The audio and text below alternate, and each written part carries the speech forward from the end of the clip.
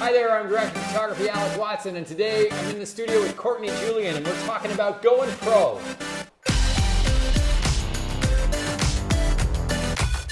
So doing things a little bit different today. As you can see, I don't have a camera, I'm not taking photos. We're going to talk about going pro. So I brought my good friend in, Courtney Julen, who's a fantastic wedding photographer. Oh, stop.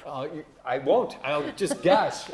And I thought we got such different experiences about going pro. I thought you might like to know.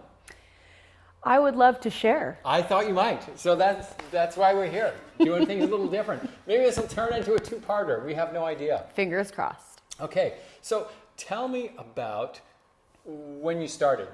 Like total beginner, Okay. You're a hobbyist. What did that look like? Well, it looked like pretty fast and loose. My husband, Steve, he is a great teacher. He kind of forced it upon us, I would say. You know, initially, like we both liked just taking photos, but he wanted to step it up to the next level. After we got married, actually, he decided that this was the next big thing that we should be doing together, because husbands and wives should always work together, am I right? So we picked up cameras, and then it was about what do we want to photograph? And collectively, we had discussed and decided that we wanted to photograph weddings. We loved couples, we loved love, we love the celebration of a wedding, and everything that it entails. It brings families together, it brings friends together, like everybody's there and everyone's having a great time, and we just really wanted to be a part of that. And so we endeavored to make it happen, and it was a lot of hard work. So you start off, you show up, like how do you do a first wedding? Like, what do? Do you just go, we're going to do a wedding? Do you volunteer? Do you find a friend who's getting married? Yes. Okay. In fact, that is essentially what happened. So as luck would have it, we had friends who were getting married, and they had an idea that we were interested in starting wedding photography, and they also had this much budget. So they asked us if we would photograph their wedding, and then what we would charge for it. And this is... And are you willing to share? Absolutely. Okay, share away. So the first wedding we photographed for them, we hiked to the top of Mount Benson to take their wedding photos. Okay, now what does that mean? That means we stopped at the bottom of Witchcraft Trail and went all the way up to the top of the biggest mountain in town. We're talking to people who have no idea where this road is or where this hill is. Is it a hill or a mountain? It's a mountain. Okay. It's a big mountain that overlooks all of Nanaimo. You can see it from anywhere you are in town, and you can always just see just the tiniest little, like, what is it, a radio tower at the top? It's high up there. Okay. And so Steve and I said, sure, we'll go up there. Okay. For $250, we will photograph your wedding. All right, and then did you deliver photos? We did, with many different filters and looks to them, because, awesome. well... And bam, you're a pro. Yeah, we had to stumble around and chase after a few other people. Yeah, but we did it. I think my journey started out a little similar to that. I did all sorts of stuff. Yeah, I was mainly commercial, but I did do some weddings at the start, and I think like I might have gone for like $350. Oh wow! Yeah, it was all right. But I do remember the very first time I charged more than $1,000, and that was like nerve-wracking. Transition. That was the transition where I went from I am a hobbyist to I am a pro. I don't know if is that. I mean, you know what? Did it look similar for you guys, or what was it? I mean, I think the mark of a great artist, and this is just my opinion, is we're always trying to go bigger and better. And I guess. I mean, I'm honored that you call me a pro, because it's always a work in progress. So for us, like, you know, when we got that first wedding, I mean, I think the first one was $250, then we doubled it and we were at $500, and then we booked a $1,000 wedding. And after that, Steve and I were kind of on cloud nine thinking, wow, people are picking up what we're putting down. They're enjoying what we're doing. So we need to start getting a lot better at it. So, that was actually my next thing to talk about was, so you go from hobbyist. Do you dabble as a hobbyist and have like a full-time job and then photography is your side hustle? Or do you just go one day, I'm a photographer? I mean, you could just go one day, I'm a photographer. Yeah. I don't know how well that would go over. Yeah. I know for us, I worked a full-time job as a barista in a coffee shop for, I think, 4.5, 5 years. Okay. And for me, it was great. I love to socialize. I love to meet people. And that's a really important part of weddings for us is, like meeting a ton of people, getting to know the different kinds of people that are out there, and just spreading the word about what you're doing. And so that was like 5 years of me like slinging espresso, making people bevies, telling them a little bit about myself, about what we did for a hobby/business on the side, and telling them to let their friends know that if they needed wedding photographers, the Julens were the place to go. Nice. Yeah. Nice. I did the other bit. Yep. I just went pro one day. Attaboy.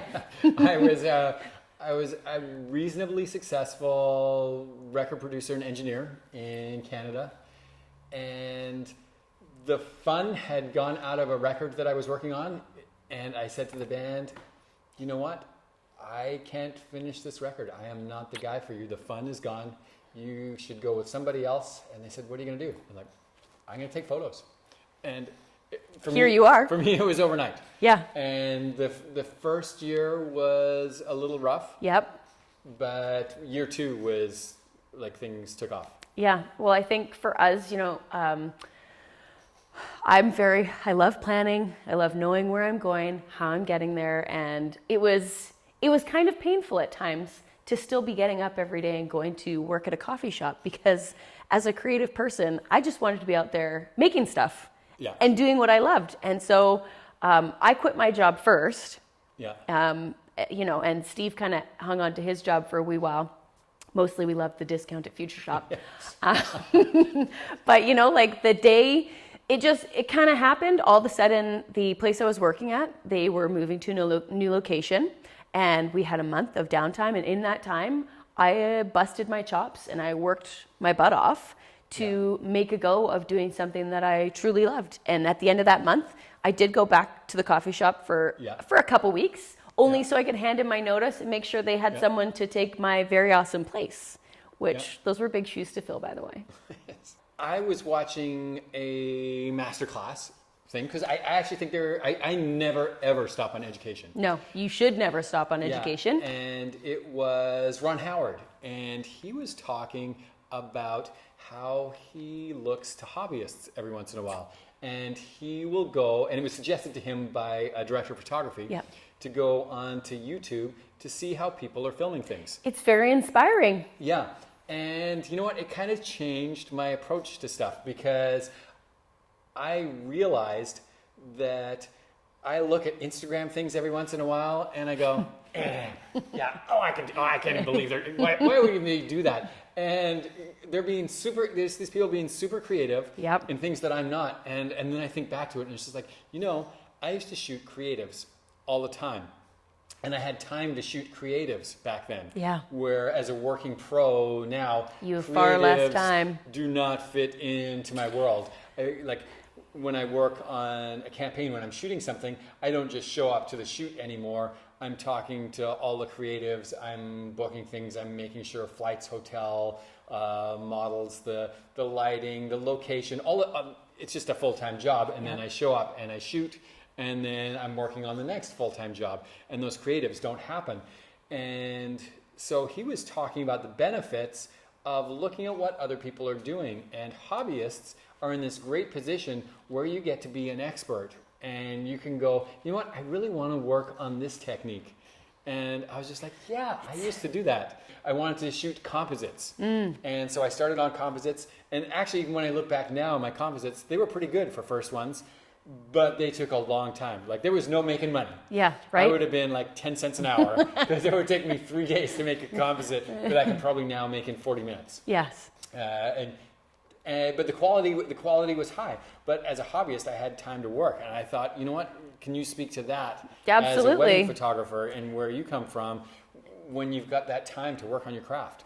Yeah, well, I mean, it's honestly, there's not much time these days, truthfully. Like, I know we live on Vancouver Island, but Steve and I are busy probably 90% of the year, and the other 10% of the year, we're busy catching up on workloads and getting things done. We used to go out and just shoot all sorts of things for fun. Each other, we'd go shoot landscapes. We always take our cameras on trips. Because that's one of the places where I love to have my camera. I still do, yeah. I know it's a heavy camera to bring around for your family vacation, but what the heck? I mean, at the end of the day, I'm coming home and I'm working on images that kind of speak to my soul. They're really beautiful reminders, and they remind me of such a good time. And so as a professional, we don't have a ton of time too much for more hobbyist stuff, but like I look through, like, there's a lot of fun people that I follow on Instagram or on Facebook. And one of the reasons I follow them is because I love seeing what they're creating. And even though I cannot get out as often as I'd like to do those things, it's still really fun to watch what other people are doing, because it's inspiring at the end of the day for me. Yeah, so I would say if you're watching this and you're in that position of being that hobbyist that's making that transition, you're in a really cool time right now. This is the time where if you see a technique, this is your time to go Practice work on it. Yes. Yeah, because I guess that's what it is when you learn that technique and a bunch of those others, suddenly you just created a demand for yourself. Yes. And now you don't have the time to work on the techniques anymore, because that is what you do. Yes. And I mean, that is how my career launched. On hobbies, I wanted to talk about TFP. Oh, trade for print. Is that what it's called? Is that what you're talking about? Photos, trade for photos. Yeah, trade for print. Yeah, okay. It's a weird world. It is, and I have to admit, we did not do a lot of trade for print. It was something that we never really had to embark upon doing. We maybe did it once or twice. Yeah. But for Steve and I, one of the pillars of what we believe is that, we want to showcase and focus on real couples, so that when you're looking at our portfolio of work, you're seeing real people from a real wedding day, which is it's nice to look at, because you can see, like a hair might be out of place, or maybe it wasn't as nice of a day as you had anticipated. So to that end, we didn't really do a lot of trade for print. Okay. And then you have sort of a side hustle to your wedding photography. I sure do. Of boudoir photography. I do. Does TFP fit into that for you? No, it Okay. doesn't. I feel bad saying no. No, every now and again, so boudoir is one of those places for me where I have on occasion gotten more creative, and it's usually during my sessions, because I kind of feel like my clients trust me enough in this very intimate setting that I can get creative and just kind of go do whatever has kind of excited my fancy that week. So, sometimes that means I'll use, a blue gel or a red gel over a light, or I'll shoot just the shadows, and it's more fun for me that way. Yeah. And every now and again I have for a boudoir session, when I'm wanting to just show something that I'm thinking of that's more creative, I have gotten a model and just said, hey, you come do this. You've got hair and makeup, and I will give you the images to use as you see fit. So I guess, yes, I have done trade for print once or twice. Okay, and then how fast do you deliver those images? Like all of my boudoir images, or just in a TFP situation? In a TFP situation, here's the thing. With trade for print, I still try and stick to my typical turnaround delivery time, which is 2 to 3 weeks. But ultimately, with trade for print, if I have a paying job that comes in ahead of it, I have to put that job in front of the TFP job, because that's just the reality of a paying client. They want their images yesterday. I'll speak to TFP a second, because I have a different experience with that. So for me, I shoot a lot of campaigns that have models in them. If somebody were trying to say get my gig, the downside to TFP I find is that a lot of the models that show up for TFP stuff don't show up, because it's trade for print, not picking on models, but aren't models. Yes. And not that that's a bad thing, and it's not that they might not be. They're hobbyist beautiful models. Yeah, but in terms of if you're wanting to create a fashion portfolio, chances are your TFP models aren't fashion models. Because they're in it to learn how to become a professional model. Yeah. And so it's a little tricky, but I would say for going after that, you want to talk to the modeling agencies Yep. and find their fresh faces. Find who's going in there that needs portfolio, because they're going to be the young ones that have the right shape. They're looking for specific things, and then you can target them. Mm-hmm. You can target them together. But generally, I find that there's this kind of mix up with TFP stuff where, in terms of modeling and in terms of portfolio, it ends up being glamour shots. Totally. Is what TFP models tend to want. Yeah. And I'm not picking on the TFP You're still models. awesome. Yeah. You're still awesome. It's just like it's speaking candidly about the difference Totally. between genres. Well, what's really nice when you go through an agency is that your job will still be, fairly simple behind camera. Yeah. Because, women or men who have trained in the modeling industry tend to know their angles. They know what you're looking for. Whereas, TFP, they're just trying to have fun. They're just trying to get into it. Yeah. And so there's a place for it, but it doesn't stretch particularly far. No, it doesn't. Let's talk about gear. Okay. Lots of people have cameras. Tons. And this is especially Wait. this is especially true. Did you know that a really great camera takes a good photo? That's what I've heard.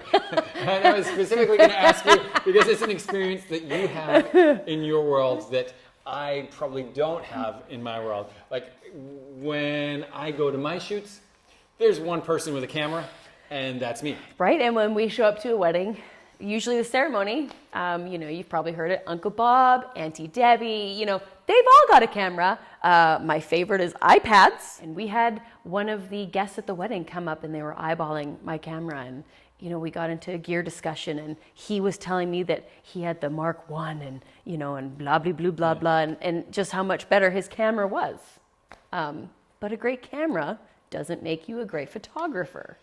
It's true. And strangely, in my world these days, I'm often asked to take iPhone shots in the middle of a campaign because they're gonna have stuff go out for social media. Yeah, and they want it now. And so why not have Alec do that? Because he's got a great eye. Yes, and I will. I hope I will shoot a better shot. You will. And it's about seeing the light. It's about seeing the form. All those things that you learn. Yes. I think when you're starting out, and the reason that I brought this up was like, when you want to go pro, how much money do you need to spend? Whew. Do you need the best camera? Where do you draw the line between cutting into like being a slave to being a pauper, because you can now not afford to be a pro, because you got to keep it your full-time job. Yeah, you can't get a mortgage, but you have to get a camera that costs just as much. Yes, where do you fit on that one? So we decided first you can have a great camera body, that's true, but what we found is that it's all in the glass. So you want a great lens first, because the lens is that's the tool that you need. You can work your way up to a better camera body. So I know that we started out with little Rebels, which was, really? It makes me laugh now. Yeah. They were so cute and so tiny. But we went out and we bought a nice 70-200, 2.8, and a 24-70 2.8. So we spent money on the glass. Yeah. And we saved up to go bigger for like the full sensor instead of a crop sensor body. Yeah. So that was how we started out with gear, and now we have too much gear, and we're working at streamlining it back. But so I would suggest if you're looking to get started, glass is where you want to spend your money first. And you don't have to spend $3,000-$4,000 on an amazing lens. There's some really good cheap lenses out there. That you can get. I was going to say, in terms of Sony, I think they have an advantage with that in that you can get old glass. You can put an old Minolta, like a 1990s Minolta lens on a Sony, and you can buy a top Minolta lens for maybe like a top one for $200 to $500. Yeah. That equivalent in a new lens is going to cost you $2,000 to $3,000, and it will autofocus. It will take beautiful shots. Yeah, I think so I had a Sigma 85. That it wasn't the art series because that wasn't out yet. But so I had the Sigma 85. I think I paid, I want to say $700 for that lens. Like the Canon version of that lens is closer to like $2,500, I believe. Yeah. So, my Sigma was beautiful, but so is the Canon lens. So you get just good glass. I think camera-wise, man, that's a tough one. You want to consider redundancy because, man, if you're at a wedding and your camera dies, what do? You need a backup. I am literally famous for dropping cameras. Oh, I've dropped mine a couple times as well. And I've shut them down. And that's the end of that camera. Yeah. And hand me the next camera. Yeah. So that limits how much you want to spend. Yes, it does. On camera body. Kind of, so we have two Sonys and I just have my one Mark III. We have been in discussions about getting an additional backup camera. And I think, you don't necessarily need the same big camera for your backup camera. You can still have a Rebel as a backup camera. That's right. There's really nothing wrong as long as we've still got the good quality lenses. That's right. Yeah, I do hand-me-downs. Yeah. So my version 2 of something will, when I buy the version 3, the version 2 goes in the bag permanently. Yep. And so I do that. I will mention that I always went with expensive gear. Mm-hmm. Always the top gear. And I actually don't anymore. Why? Expand on that. So there was a time that I believe it actually made a difference. Mm-hmm. It makes less difference now. So we're now that Sony this month has a 60 megapixel camera out. I shoot with 42 megapixels. What do you need 64? That's right. Dynamic range is super important to me. Yeah. 14, 15 stops of dynamic range is more than any display can output currently, or probably can in the next 3 years. So there's lots more information on the camera. At the time when I spent money on cameras, that wasn't the case. Yeah. And so to get a 30 megapixel camera, I bought a Hasselblad with a digital back, and that was like that's like a $30,000 camera. A $30,000 camera. That's like a car. Yes, and then you got to put lenses on it, and so I made and it's super slow. It is super slow. Yeah. 1 frame every 2 seconds. Yeah. I made the jump to that, and I will say that in doing that, I actually paid for that camera in the first month. Wow, sir. Because I had lined up clients who believed that the better camera was going to net them the better photo. That still exists. Those people are out there. Yep. Know your audience. If you need a top camera to get a job and the client trusts you, go rent the camera. Mm-hmm. But learn it. Rent it for a week. Yes. Have the camera for 3 days, shoot. Yeah, see, and that's something that we've done. Like when we've been looking at new gear is we'll rent from Canon Professional Services. Yeah. And we'll bring a camera into the house and we'll play around with it for a little while and kind of shoot. Yeah. Learn where the dynamic because range it may be is. more expensive, but it's still a new tool that you have to learn, and it didn't always work out. We'll just say that. Yeah, same for me. Delivery of images. We mentioned that in TFP. Yep. Delivery of images for you for weddings. For weddings, so we deliver a fully edited image gallery. So every photo that is in there has been retouched with what we call the signature Julen photography look. And it's been, blemish removal, skin smooth, things have been photoshopped out, if there's ugly power lines. It is a lot of work. Yeah. But our clients are looking for a complete finished product. One of the things that is different from weddings versus something like my boudoir. My boudoir, I deliver an unedited gallery. It's got very light work done to it, but my clients have very specific needs, right? Yep. And it doesn't take them long to choose, let's say, their top 20 images. Now, you hand a gallery of 700 raw unedited files back to a couple who just got married, who has spent the last year and a half going bonkers on planning and looking at details. They will never get to choosing their photos.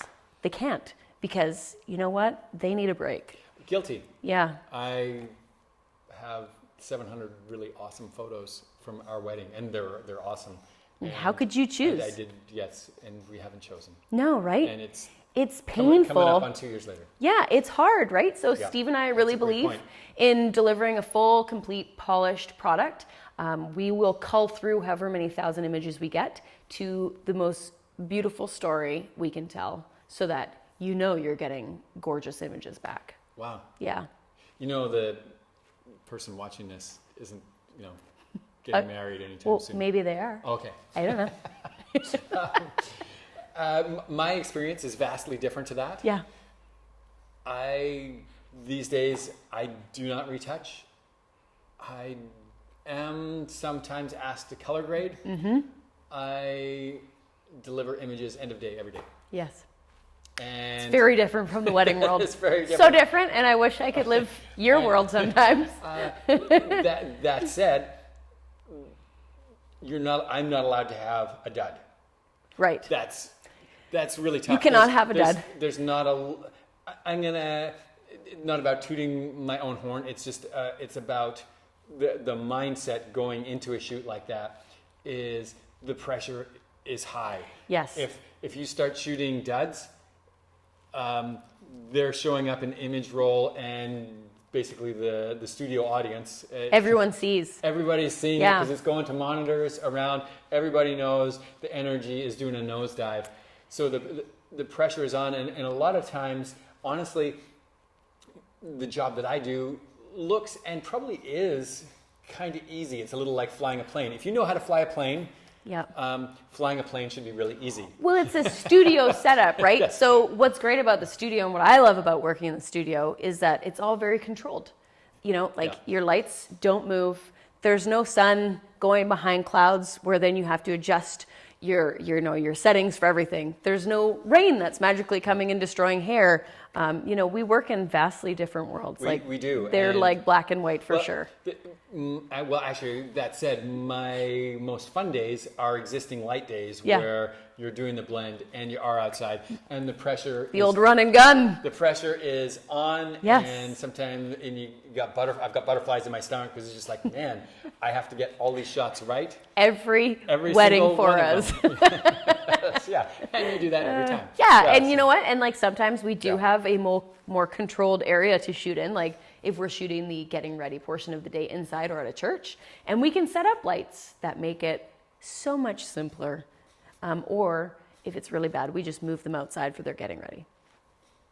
I got a tough one now. Okay. What do you charge? Well, so let's talk about where you started, where you were, like halfway into your career. Yep.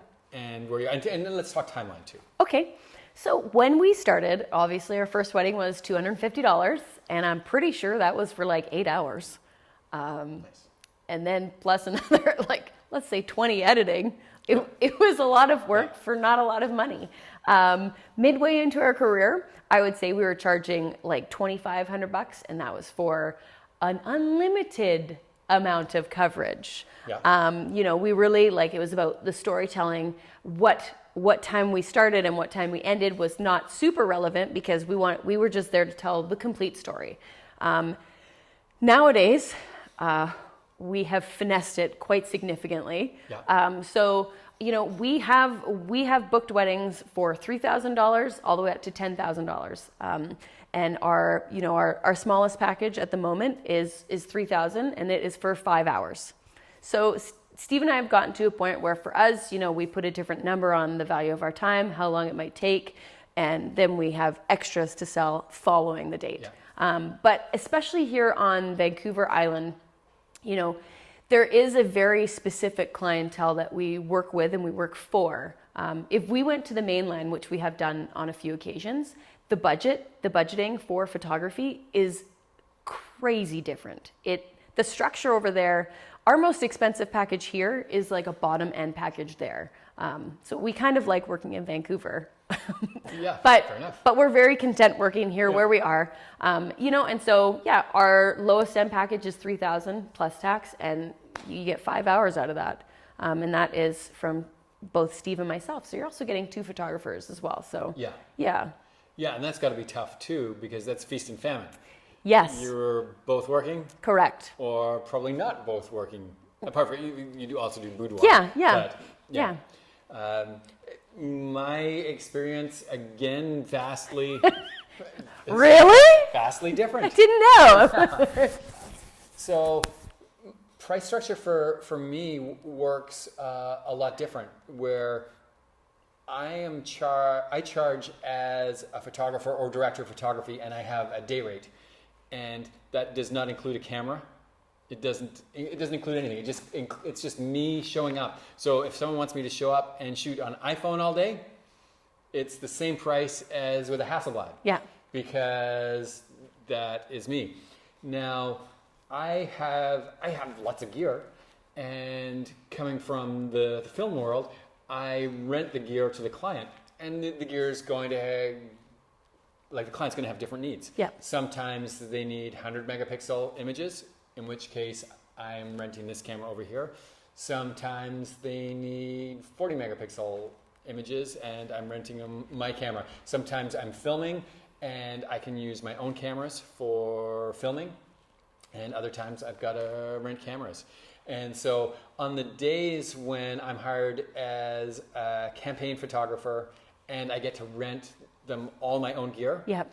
those are the big days. Yeah. Those are like $10,000 days. So 10,000 is your day rate. Yeah, and then I get to show up and come home. I love commercial work. Yes, and I'm done at the end of the day. Yeah. And I charge for travel. So I generally travel for work. So I have a fly rate for a day rate. Yep. Because that takes me out of work. Yep. And I also don't shoot every day. No. But that said, I mean, it sounds like, I'm rolling in dough. It's not quite like that. Well, it's right. It's like kind of like being a realtor. It's like you may only sell one house a month. That's right. And you have to figure it out. And the rest of the time is taken up. There's a lot of preparation. Yep. So I'm sitting down. I'm talking with the client. Sometimes I'm talking directly with the client and I'm involved in the creative. Sometimes I'm talking to the creative director and we're on the phone with meetings. And that's not paid time. Right. But is reflected in that day rate, really. It's kind of, like I know within what we charge, like That's right. there's tons of emails back and forth. Consulting day, Yeah. I'm sure. And Days. Yeah. We are writing up itineraries for clients. We're building family lists. Sometimes we have clients that want to meet in person. And the longer we stay in the industry, the more we kind of streamline that process to make it more efficient so that we're not bleeding money. Okay, new topic. Tell me about the importance of having a good backup and cataloging plan. So important. I cannot tell you the amount of time. So we're part of a photo group here on the island, and I don't know whether or not I should laugh or cry for people when they come onto the page and they say, "Oh my gosh, my SD card or my compact flash or whatever, it's not loading. It's just totally destroyed. And oh my gosh, my computer crashed and I don't have any images." You are photographing someone's day. This is likely the only time they'll have this day. And so it's your job to make sure that it's backed up. So to that end, all of our cameras have dual card slots. So we're shooting onto... That makes cameras expensive. Does make it makes it much more expensive. Because even the SD cards are expensive. So we're shooting onto dual card slots. So we've got two cards backed up. Immediate copy. Yep. And when we get home, we put it onto an external hard drive, a computer hard drive. It gets backed up onto the cloud. It gets backed up onto Backblaze. So it's extraordinarily important for us, and I know for our clients, to be able to say to them when we get home from their wedding, all your images have been backed up over here, over here, and over here, and over here. Yeah. You have nothing to worry about. They will always be there. And even further to that, our website functions as another backup.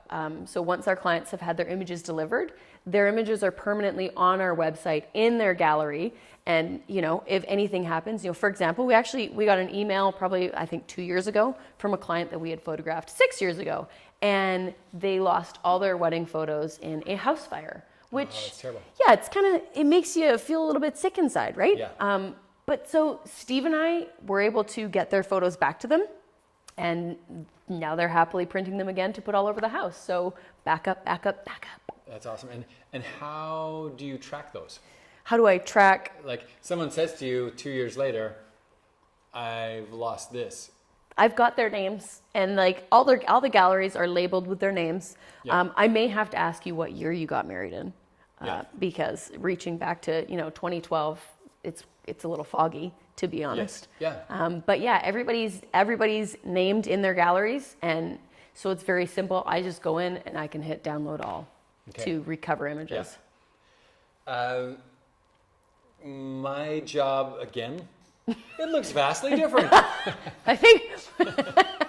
Well, and No. that was one of the reasons that I wanted to chat with you. One, because it's fun to chat with you. Yeah. But we have such different jobs and workflows, and I just thought it would be interesting. Because yours is gone, right? Interesting for you. No, so when I finish a shoot, I transfer.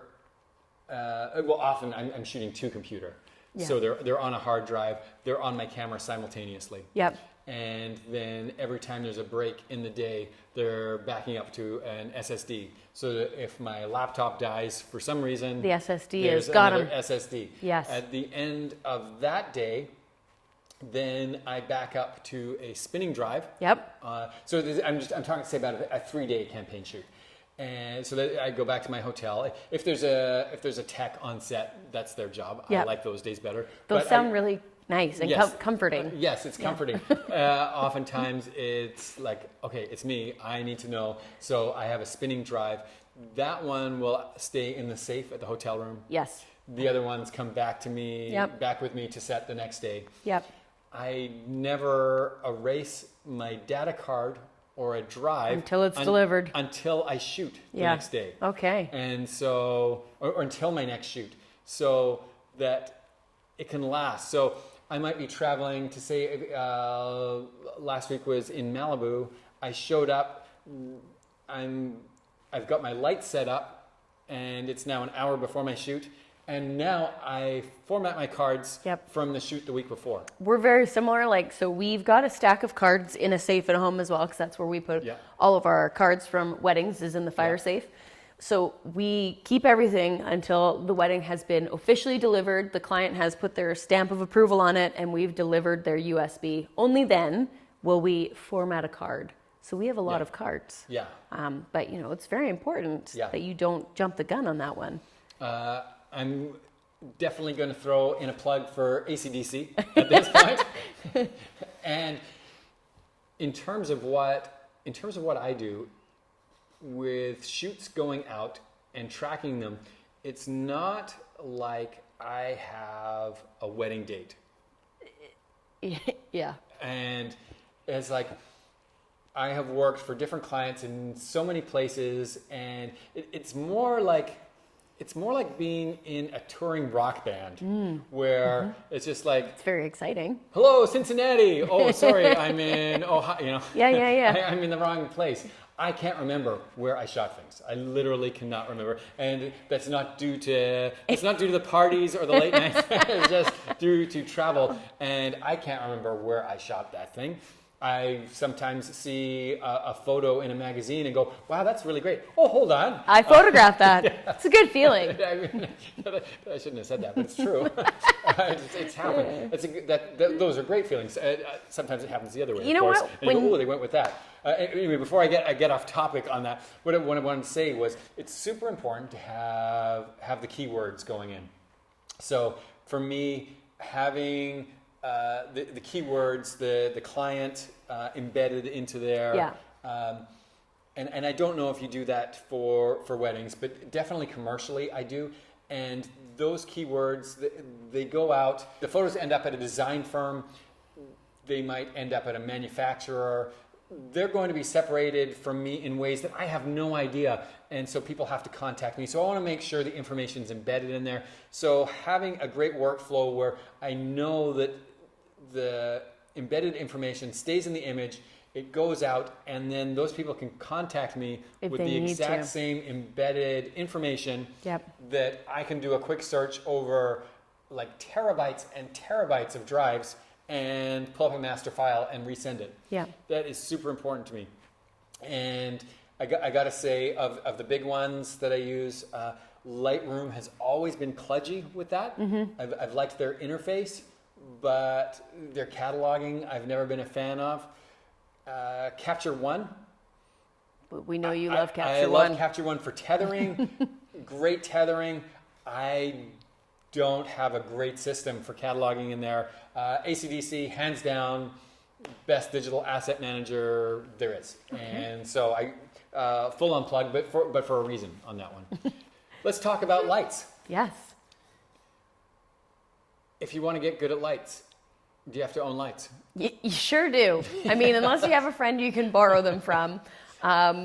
Learning lighting was a big step. It was very frustrating for me initially because I really had to wrap my mind around, at first we were looking at TTL, and then I think what happened is I just learned to prefer manual. So we use all of our lighting is manual. So what that means is I input the settings, I look at the scene, and I go, this is what the light needs to be. And I'm not going to lie, I don't normally have to adjust it. It's usually perfect because I've been shooting it for so many years now that I know exactly what I'm looking for and the kind of light that I need. But we took a few lighting courses to figure it out, to kind of learn, how light should look, where you can put it so that it falls nicer, or if you want hard light, we did a lot of lighting specific courses, and we bought speed lights, we bought strobes, we call it the nice light. It's basically an ice light.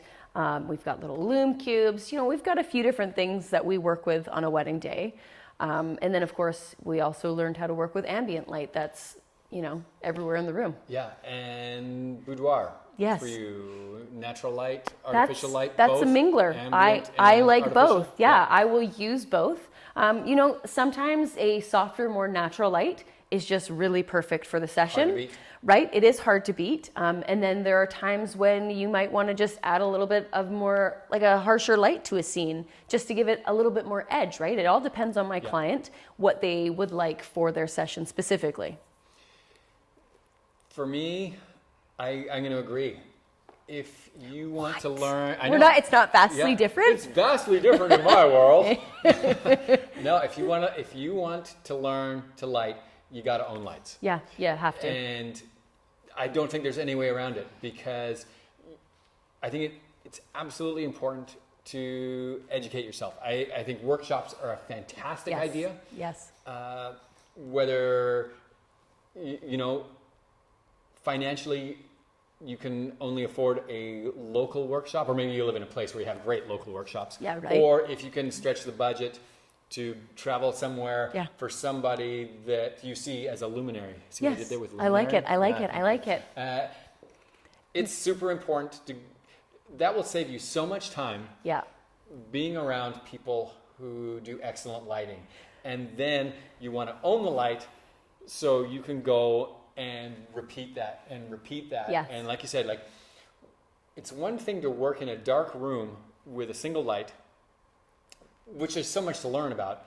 It's completely another to take that light into a room with ambient light or changing lighting, and then know how to fill, when to switch your key, all the things that you got to do with that on the fly as a pro. There's no way around not owning lights. No, I mean, what do they say? Practice makes perfect. Yeah, and for me, that's probably the biggest part of my career, honestly, is lighting. And I get the jobs that I get not because of the camera. It's lighting. It's because of the lighting. Lighting can make such a difference, right? We know there's a lot of natural light photographers. And are you a natural light photographer? Get a flash. That's mean, but I'm going to speak to that in a second. It sets our work apart. So, Steve, we offer a really dramatic, it can be a very dramatic looking product, right? On a day where it's rainy or it's just cloudy and it just looks gray in the sky, adding a flash or a backlight, a rim, anything to that frame, and you can shoot that thing so dramatically that it just looks beyond epic. And you think back to what the day looked like, and it was a gray, boring day, but the image makes it look like it should be the title of a movie. Yeah. Yeah. I just wanted to speak to that natural light photography thing for a second, because I might get this wrong. I get things wrong a lot. Ask Sarah. Yeah, don't ask me because I do everything right. Yeah, okay.